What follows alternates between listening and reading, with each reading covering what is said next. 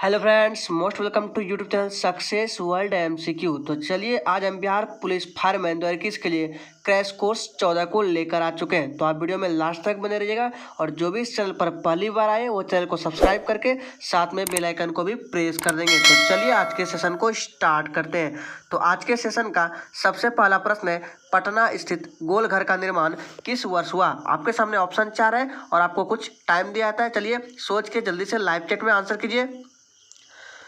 तो बता दें इस प्रश्न का राइट आंसर जो भी बच्चे लाइव चैट में ऑप्शन नंबर बी को दिया है उनका बिल्कुल करेक्ट आंसर हो जाएगा 1786 ईस्वी।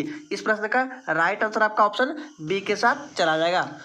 चलिए आगे बढ़ते हैं। अगला प्रश्न आपके स्क्रीन पर है, ट्यूबलाइट बनाने में किस कांच का प्रयोग किया जाता है? बताएंगे जल्दी से इसका राइट आंसर क्या होगा। और बता दें कि ये क्लास आपका हर सुबह 7 बजे लाइव में होती है, तो 7 बजे सभी को आ जाना है। जल्दी से बताएंगे इसका राइट आंसर क्या होगा। तो इस प्रश्न का सही जवाब जो भी बच्चे ऑप्शन नंबर किसको दे रहे हैं, ऑप्शन डी को दे रहे हैं, उनका बिल्कुल करेक्ट आंसर हो जाएगा सोडा कांच। ठीक है दोस्तों, ट्यूबलाइट को बनाने में किस कांच का प्रयोग किया जाता है? तो ऑप्शन डी इस प्रश्न का राइट आंसर हो जाएगा। चलिए इसी के साथ आगे बढ़ते हैं। अगला प्रश्न आपके स्क्रीन पर है, ब्लड कैंसर को किस नाम से जाना जाता है? बताएंगे इसका राइट आंसर क्या होगा। तो इस प्रश्न का सही जवाब जो भी बच्चे लाइव चैट में ऑप्शन नंबर डी को दे रहे हैं उनका बिल्कुल करेक्ट आंसर हो जाएगा ल्यूकेमिया। ठीक है, ब्लड कैंसर का नाम क्या है? तो ल्यूकेमिया के नाम से जाना जाता है। इस प्रश्न का सही जवाब ऑप्शन डी के साथ चला जाएगा। चलिए आगे बढ़ते हैं। अगला प्रश्न है, सर्वप्रथम पृथ्वी की त्रिज्या को किसने मापा था? बताएंगे इसका राइट आंसर क्या होगा। अगर आपने अभी तक सेशन को लाइक नहीं किया है तो सभी लोग एक बार सेशन को लाइक भी कर देंगे। तो इस प्रश्न का सही जवाब जो भी बच्चे ऑप्शन नंबर किसको दे रहे हैं, ऑप्शन नंबर सी को दे रहे हैं, उनका बिल्कुल करेक्ट आंसर हो जाएगा इरेटोस्थनीज। ठीक है, सर्वप्रथम पृथ्वी की त्रिज्या को इरेटोस्थनीज ने मापा था। इस प्रश्न का राइट आंसर आपका ऑप्शन सी के साथ चला जाएगा। चलिए इसी के साथ आगे बढ़ते हैं। अगला प्रश्न आपके स्क्रीन पर है, अमीर खुसरो किसके दरबारी थे? बताएंगे जल्दी से इसका राइट आंसर क्या होगा। इस क्रैश कोर्स में सारे के सारे इंपॉर्टेंट प्रश्न है, तो आप वीडियो में लास्ट तक बने रहिएगा। ठीक है दोस्तों, तो चलिए इस प्रश्न का सही जवाब आपका ऑप्शन डी के साथ चला देगा अलाउद्दीन। ठीक है दोस्तों, अमीर खुसरो अलाउद्दीन के दरबारी थे। ऑप्शन डी इस प्रश्न का राइट आंसर हो जाएगा। ये सारे के सारे क्रैश कोर्स इंपॉर्टेंट है, तो आप एग्जाम देने से पहले सभी क्रैश कोर्स को एक बार जरूर देख लें। चलिए आगे बढ़ते हैं। अगला प्रश्न आपके स्क्रीन पर है, दुग्ध उत्पादन में विश्व में भारत का कौन सा स्थान है? बताएंगे जल्दी से इसका राइट आंसर क्या होगा।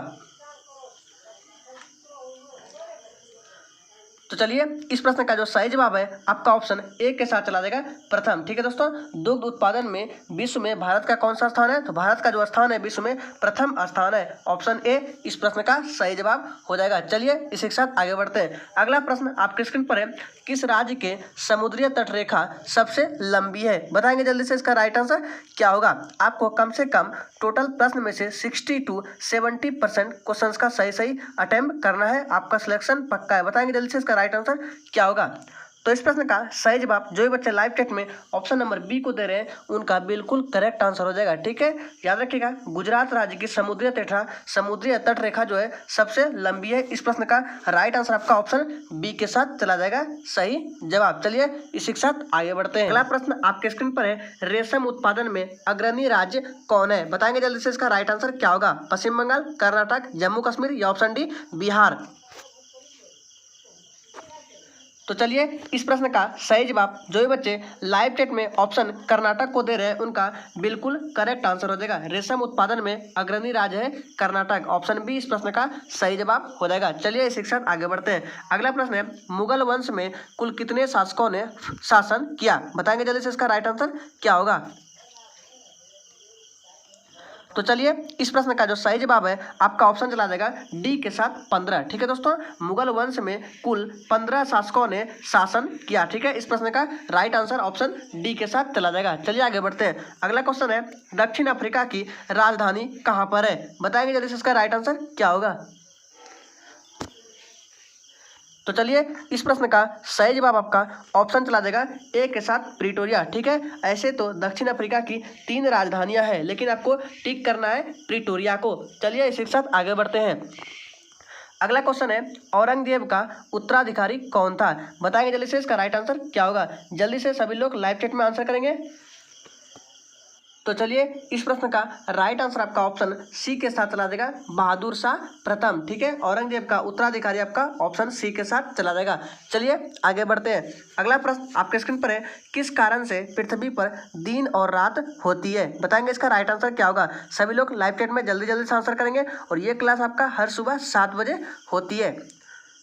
तो इस प्रश्न का सही जवाब जो भी बच्चे ऑप्शन नंबर किसको दे रहे हैं, ए को, उनका बिल्कुल करेक्ट आंसर हो जाएगा। पृथ्वी के घूर्णन के कारण पृथ्वी पर दिन और रात होती है। चलिए आगे बढ़ते हैं। अगला क्वेश्चन है, इंडियन नेवल एकेडमी कहाँ स्थित है? बताएंगे जल्दी से इसका राइट आंसर क्या होगा। तो चलिए इस प्रश्न का सही जवाब जो भी बच्चे ऑप्शन नंबर किसको दे रहे हैं, ऑप्शन कोचीन। ठीक है, इस प्रश्न में कोचीन नहीं दिया गया, लेकिन इसका राइट आंसर आपका कोचीन होगा। ठीक है, यहाँ पे लिख देते हैं कोचीन। ठीक है दोस्तों, इंडियन नेवल एकेडमी कहाँ स्थित है? तो कोचीन में स्थित है। हालांकि इस ऑप्शन में कोचीन नहीं दिया हुआ है। चलिए आगे बढ़ते हैं। अगला क्वेश्चन है, गुरु नानक का जन्म कहाँ हुआ था? बताएंगे जल्दी से इसका राइट आंसर क्या होगा। तो चलिए इस प्रश्न का सही जवाब है आपका ऑप्शन बी चला जाएगा, तलवंडी। ठीक है, गुरु नानक का जन्म आपका तलवंडी में हुआ था। इस प्रश्न का राइट आंसर आपका ऑप्शन बी के साथ चला जाएगा। चलिए आगे बढ़ते हैं। नेक्स्ट क्वेश्चन है, खालसा पंथ की स्थापना किसने किया था? बताएंगे जल्दी से इसका राइट आंसर क्या होगा। अगर आपको ये सेशन अच्छा लगा तो सभी लोग एक बार वीडियो को भी लाइक कर देंगे। तो इसका सही जवाब है ऑप्शन डी हो जाएगा, गुरु गोविंद सिंह ने खालसा पंथ की स्थापना की थी। ऑप्शन डी इस प्रश्न का सही जवाब है। चलिए आगे बढ़ते हैं। अगला क्वेश्चन है, कोहिनूर हीरे को किसने लूटा था? जल्दी से बताएंगे इसका राइट आंसर क्या होगा। तो चलिए इसका सही जवाब ऑप्शन ए हो जाएगा, नादिर शाह। अगला क्वेश्चन है, गौतम बुद्ध का संबंध किस कुल से है? बताएंगे, ये आपके लिए काफी इंपॉर्टेंट है, तो इसको ध्यान में रखना है। तो इसका सही जवाब है ऑप्शन ए हो जाएगा, शाक्य कुल से।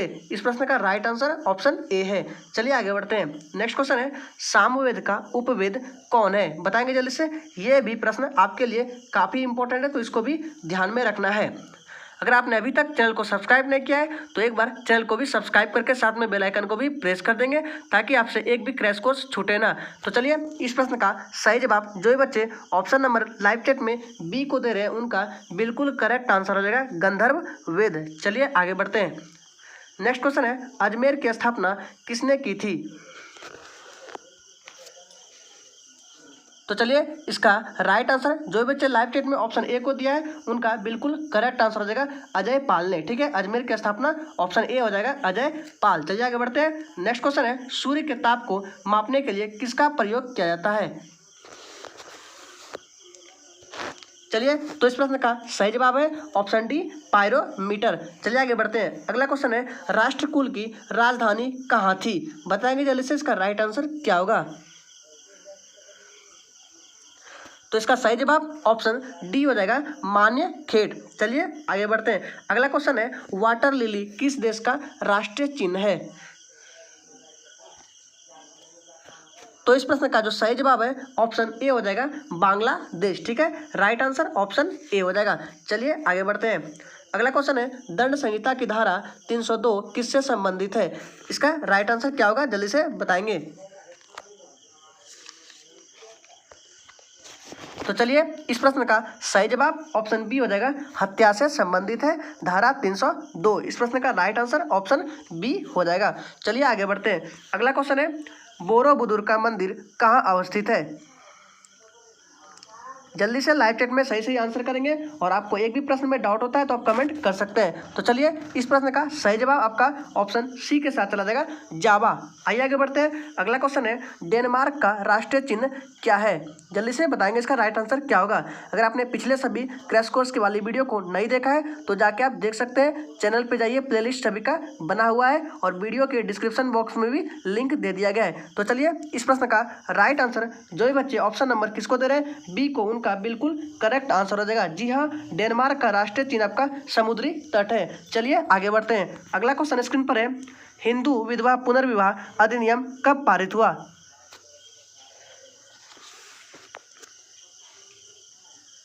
तो चलिए इस प्रश्न का सही जवाब आपका ऑप्शन चला जाएगा डी के साथ 1856 में। चलिए आगे बढ़ते हैं। अगला क्वेश्चन है, कुतुबुद्दीन का उत्तराधिकारी कौन था?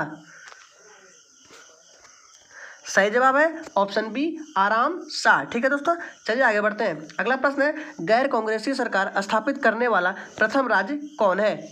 ये सारे के सारे बिहार फायरमैन के एग्जाम की दृष्टि से इंपॉर्टेंट है, तो इस सभी प्रश्न को ध्यान में रखना है और सभी क्रैश कोर्स को अटेम्प्ट करने जाना है। तो इस प्रश्न का सही जवाब आपका ऑप्शन चला जाएगा सी के साथ केरल। ठीक है, केरल ही एक ऐसा राज्य था प्रथम जो गैर कांग्रेसी सरकार था। ठीक है, ऑप्शन सी इस प्रश्न का राइट आंसर हो जाएगा। आइए आगे बढ़ते हैं। अगला प्रश्न है, भाषा के आधार पर प्रथम राज्य आंध्र प्रदेश की स्थापना कब की गई थी? देखिए, अगर आपसे क्वेश्चन में पूछे कि भाषा के आधार पर सर्वप्रथम किस राज्य का गठन हुआ था, तो आंध्र प्रदेश का, लेकिन कब हुआ था? तो इस प्रश्न का राइट आंसर आपका ऑप्शन बी हो जाएगा 1953 में। चलिए आगे बढ़ते हैं। अगला क्वेश्चन है, राष्ट्रपति के वेतन में संशोधन कौन करता है? तो चलिए, इसका सही जवाब है ऑप्शन बी संसद। ठीक है, तो आज के सेशन में टोटल 30 प्रश्न थे। उम्मीद करेंगे आपको सभी के सभी प्रश्न पसंद आए होंगे। अगर आपको ये सेशन अच्छा लगा तो सभी लोग सेशन को लाइक करके चैनल को भी सब्सक्राइब कर देंगे। तो चलिए, कल मिलते हैं नेक्स्ट क्रैश कोर्स के साथ।